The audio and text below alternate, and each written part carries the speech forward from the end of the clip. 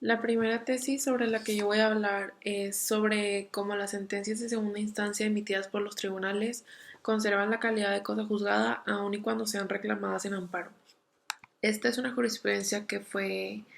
emitida en contradicción de tesis entre las sustentadas entre el tercer tribunal colegiado en materia civil del primer circuito y el segundo tribunal colegiado en materia civil del mismo circuito.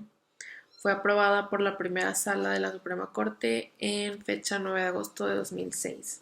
Y pues bueno, básicamente el fundamento de esto es que en el artículo 420, fracción 2 del Código de Procedimientos Civiles para el Estado de Jalisco, así como el 426, fracción 2 del Código Procesal para el Distrito Federal, dice que las sentencias de segunda instancia, es decir, aquellas contra las cuales las leyes comunes no conceden recurso de ordinario alguno, por virtud del cual pueden ser confirmadas, modificadas o revocadas, causan estado ejecutoria por Ministerio de Ley y producen los efectos de cosa juzgada. Ahora, analizando bien este artículo, debe entenderse en el sentido de que dichas sentencias no admiten medios de defensa establecidos en la legislación ordinaria. Por lo tanto, como el amparo es un medio extraordinario, no entra dentro de ese supuesto, toda vez que en la Constitución, en la Ley de Amparo y en los referidos códigos no existe disposición alguna de la que se advierta que tales resoluciones no causan ejecutoria o que desaparece la calidad de cosa juzgada cuando se promueve el juicio constitucional en su contra. Esto es decir, que la disposición legal que les otorga esa calidad y al no haber norma en la que se desprenda que pierden esa calidad cuando se interponga el juicio de amparo en su contra, este, por consiguiente, la ejecución de sentencia de segunda instancia solo se puede interrumpir en el caso en que la parte otorgue la suspensión que le fue pues otorgada para impedir sus consecuencias, pues de esa medida cautelar es de donde va a derivar la ejecución o no del acto reclamado, pero de ninguna manera de la circunstancia de que se esté transcurriendo el término legal para la promoción de la demanda de amparo, ni con la presentación de esta o con su tramitación.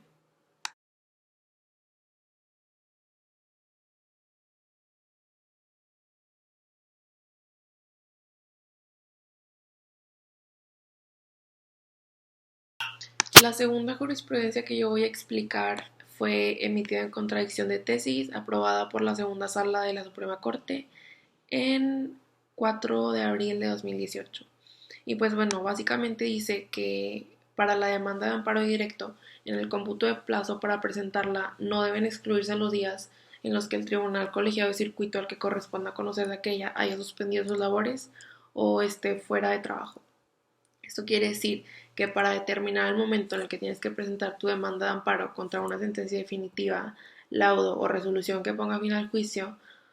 no deben excluirse del cómputo del plazo los respectivos días en los que el tribunal colegiado de circuito no esté trabajando,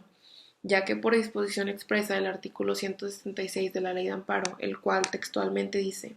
la demanda de amparo deberá presentarse por conducto de la autoridad responsable con copia para cada una de las partes. La presentación de la demanda ante autoridad distinta de la responsable no interrumpe los plazos que para su promoción establece la ley. Esto es decir, que la ley establece claramente que la autoridad que deberá conocer de la demanda es la autoridad responsable y no el tribunal colegiado, por lo que si el tribunal está fuera de labores, eso no interrumpe el plazo para presentar la demanda.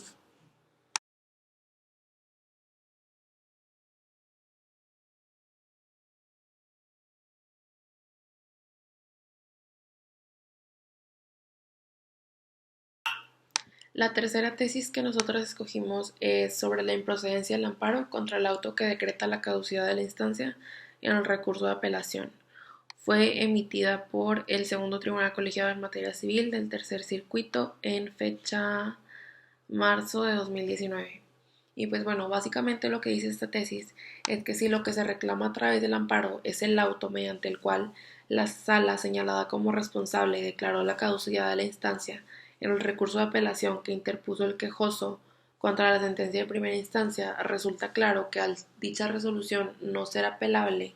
esta debió impugnarse mediante el medio correspondiente, el cual es el recurso de revocación, en la forma que lo establece el artículo 423, Primera del Código de Procedimientos Civiles del Estado de Jalisco, en el cual dice que la resolución de que se trata no tiene prevención expresa de la ley que lo señale como irrecurrible. Asimismo, no se cumple con el principio de definitividad que establece el artículo 107, fracción 3, inciso A de nuestra Constitución. Por lo tanto, se está en la hipótesis de improcedencia que prevé la fracción 8 del numeral 73 de la Ley de Amparo, el cual establece los casos en los que el juicio de amparo es improcedente y por lo tanto se debe declarar el sobreseimiento de dicho juicio instaurado.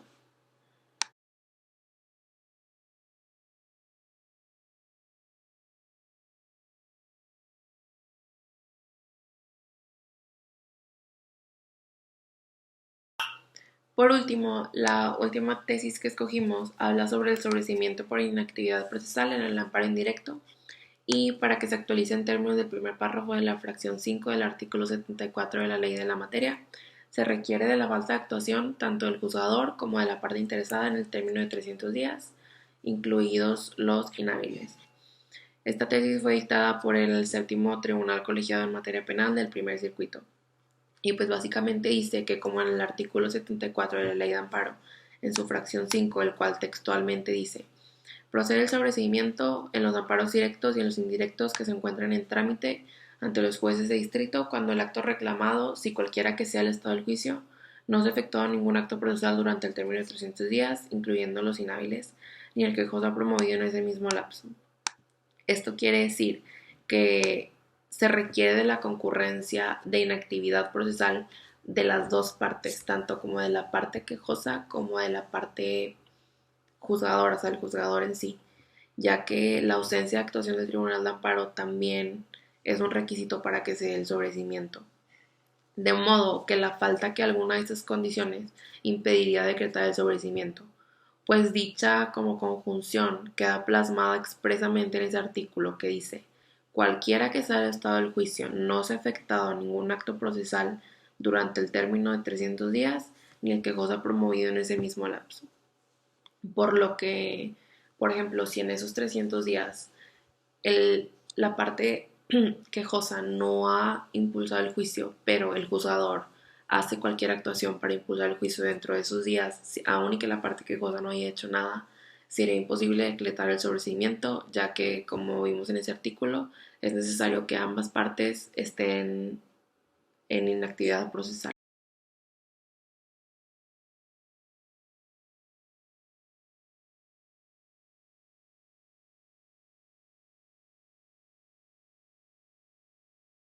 Hola, soy Paulina. Voy a mencionar 4 tesis, de las cuales voy a estar tocando los temas de caducidad, apelación y el amparo indirecto. Para comenzar con mi primer tesis, esta tesis habla sobre la caducidad y primero quiero mencionar qué es la caducidad. La caducidad sanciona el abandono de la instancia y tiene por efecto extinguir el proceso y que todo vuelva a como se encontraba antes de presentar la demanda. Los plazos que se dan para la caducidad es que en primera instancia son 120 días y en segunda instancia son 60 días. Y bueno, mi segunda tesis habla sobre la apelación. Primero voy a mencionar qué es la apelación. Y la apelación es un medio de impugnación a través del cual un tribunal de jerarquía mayor soluciona conforme a derecho la resolución del tribunal inferior. Y bueno, esta jurisprudencia habla del tiempo que se le otorga al actor y al demandado cuando tienen un interés en realizar un determinado acto procesal. Y bueno, aquí es sobre el Código de Procedimientos Civiles del Estado de México y este código establece que si fueran varias las partes, eh,